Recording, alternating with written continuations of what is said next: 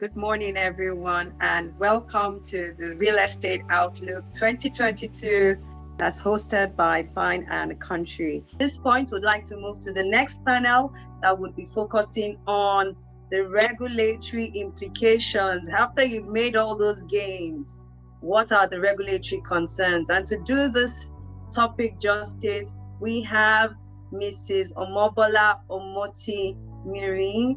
Mr. Omobola, good morning still. Good morning. Good morning, Ma. Very happy to have you here. Same here. Thank you. I'm happy to be here too. Good morning. Thank you for being here.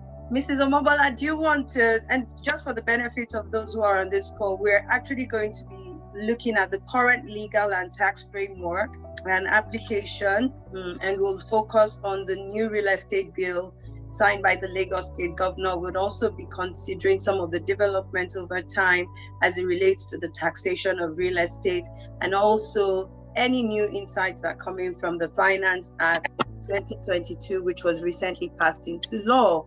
So I'd start with you, Mrs. Omotimiri, to just share some insights around the regulation of real estate in Nigeria, with focus also on the unfortunate incident that happened in Ikoyi and how that can be used as an opportunity for increasing quality in the Nigerian real estate market. Good morning, everyone. I appreciate the opportunity to speak on behalf of the Lagos State Lands Bureau at this webinar. As we all know, the Governor of Lagos State, Mr. Babajide Olusola Sanwo-Olu, recently assented to the Lagos State Real Estate Regulatory Authority law on Monday, 7th February 2022. But it's important to let everyone know that until the law is gazetted, that is, until it's made public, the contents cannot be a subject of public discourse. However, it is safe to state that the objective of the Lagos State government is as indicated by Mr. Governor himself, which is to improve the landscape of the real estate industry for the benefit of the landowners, the property owners, the investors, and the public at large. Having made this clarification, the topic for today is as presented from the perspective of the Lagos State Lands Bureau's regulatory role as a major stakeholder within the real estate industry. Likewise, we all know that the panel of inquiry into the collapse of the building in Ikoyi is also not within the public domain, so I will not also be able to speak to that. That would be compromising the outcome of the panel, so we have to be very careful. But I really want to talk about the Lands Bureau's role in the real estate industry, which is extremely important. We all know that we've heard it this morning that it involves a lot of stakeholders, many different types of players who have a lot of resources to invest. What the reality is that this investment has a benefit to the gross domestic product of any nation, particularly even Lagos State here. But as our own role, we've tried to ensure that the activities within the real estate industry are at least regulated with the laws. We have quite a lot of laws, but you know that with a lot of laws, you have to manage these laws very well. We understand the reason why we have a lot of problems within the regulatory industry, especially the real estate industry, which has to do with the evergreen opportunities. I call it evergreen opportunities of all the stakeholders in this industry, because Lagos State just has about 3,577 square kilometers of land within the state. So it's like a scramble for Lagos State. So you don't have a lot of people scrambling for the little space that we have. Reality is that we have a lot of rules. Why are these rules and regulations so important? It's because without this, we're just a bunch of primitive animals. And yes, I'm mindful of what Winston Churchill said in the past, that if you have 10,000 regulations, you probably destroy all the respect for the law. So we have to find a medium between both the primitive situation and the excessive regulation, which means that we have to keep on going back and forth, trying to find a way out to ensure that they're able to invest properly and reap the rewards of their investments. So essentially, law is good, regulations are good, but the reality of it all is that we have to ensure that we are able to provide the appropriate land policies that provide the sound legislative framework and cooperation, so that there can be that kind of interface between the government and the private sector, which involves all the stakeholders in this real estate industry. The development of ICT is also one area which government has been working on. It's one area we're trying our best to ensure that we are able to improve so that we can move the way the world is going. We're digitalizing it. But we've come from far. We've come from a point where we've identified quite a lot of the challenges, and the challenges are enormous, from even all the laws that we have that have been there, that have been extant, as even from the Land Use Act. We've had issues with it. We've had problems. People have alleged so many things. Oh, this Land Use Act has been kind of binding. It's not a perfect legislation. We all know that. Some people don't even understand why the governor has to be vested with all the powers or rights to manage land. Some people don't even know why they have to approach the governor for consent. So it's a myriad of problems, but we don't have a choice. If you do not regulate any society or any organization, then you have a lot of problems. So we have all these challenges. We have people, even because of these problems that we have, some people are not even able to come forth to register their interest. So you have a lot of uncaptured properties that are very, very, very germane to the economy of this state. So we have other problems that we have identified in the past. We've talked about in the interface with the public. They're not able to interface with the government. There's land titling was not hitherto adequate. We had all these problems in the past. So regulations are essential. They're essential to what we need to do. But the reality is that where we are right now, we need to move on. In the recent past, we had previous administrations who looked at this situation and found that, okay, let's try and make it transparent as possible so that everyone who wants to play within this space is able to understand the costs, the regulations involved. So you have all our laws out there. They're available even online. They're easy access for everyone who's interested in playing in this particular field. We have also the gazetted documents, which is the fair market value. So for instance, if you're trying to invest in a property, you want to know what it's going to cost you to register or perfect your title. We have documents that are within the public domain. You can assess yourself, you can assess the cost of your registration, and you don't have to worry about what I wasn't expecting this kind of huge assessment. So it's all there for you.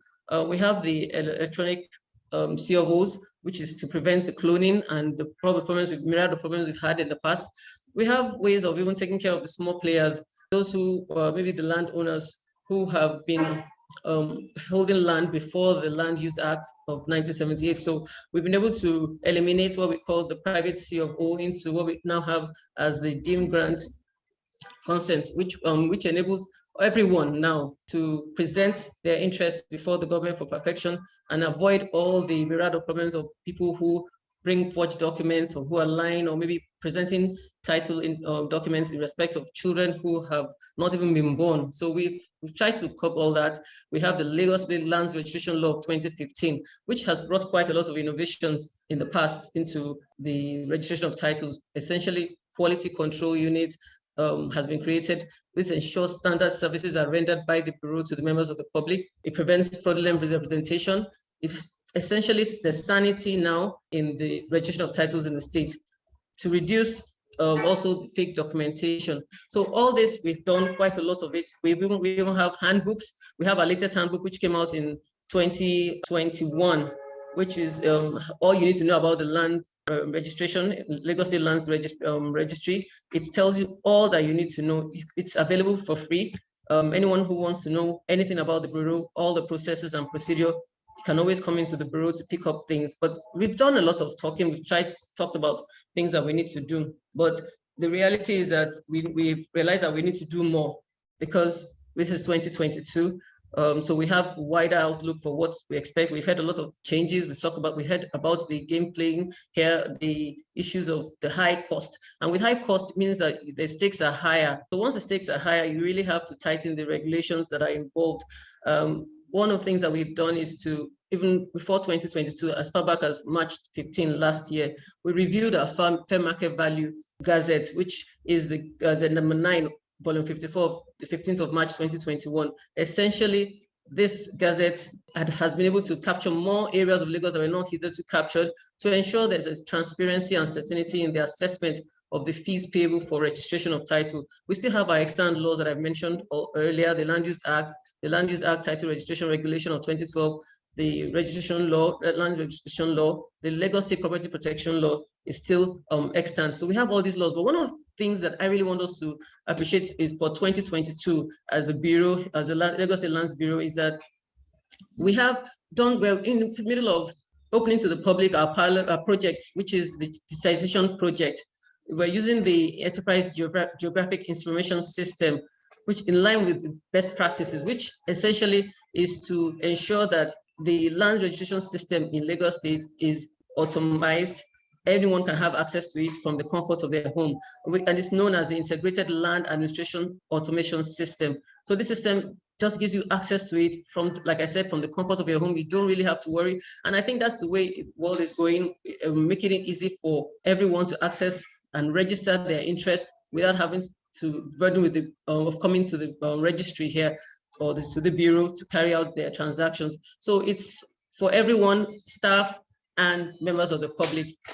You can access information, everything. We're doing quite a lot. We're in the pilot stages. It's going to be digital, so you don't have to be here anymore. So I think that will also help in the real estate outlook for 2022. We're also looking at more collaboration with our investors, because one of the important agendas of this government is good governance.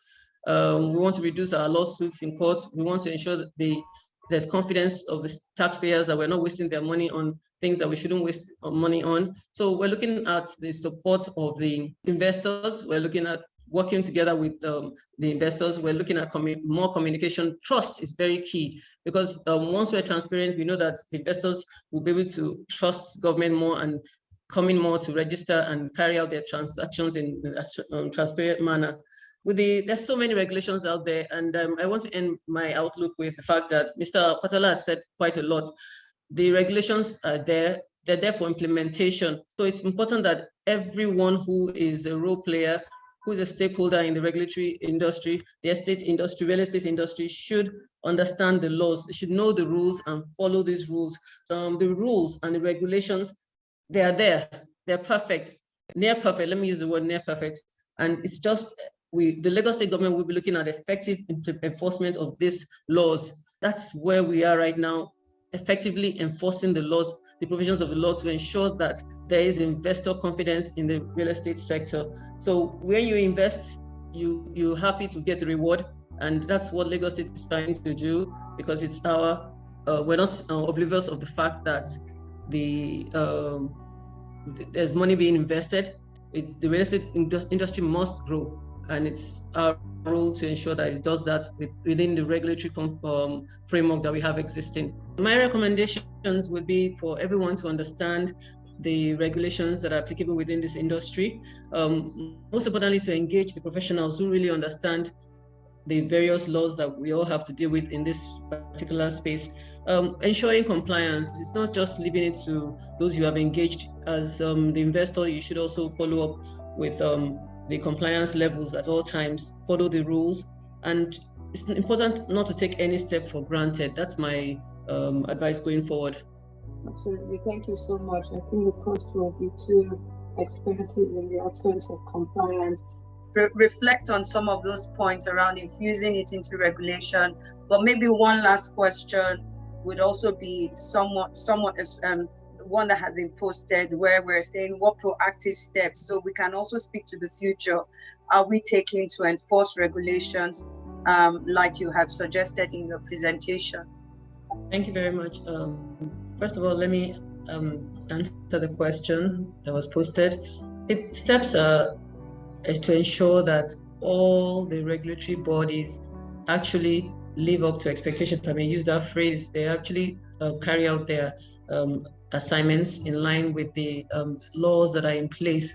These laws are, as I stated in my presentation, they are there. There's nothing for us to add. It's just the implementation aspect. And I know that that is what the government is looking at, to ensure that there is full implementation of these laws. There is effective enforcement of the laws, which has always been the problem in this country, being able to enforce the laws. And that's what this government is looking at, ensuring that all the laws as we have them now are fully enforced in line with the intendments of the draftsmen. Now, the proactive steps that we have taken, aside from that, is to look at the sustainability of all these regulations. regulations must be sustainable. There's no point in having a regulation that you have to change every time. So the government will continue to look at the laws. If there's any need, we'll continue to mold the laws, evolve them in a manner that will be applicable to the relevant industries. That's just what I want to add.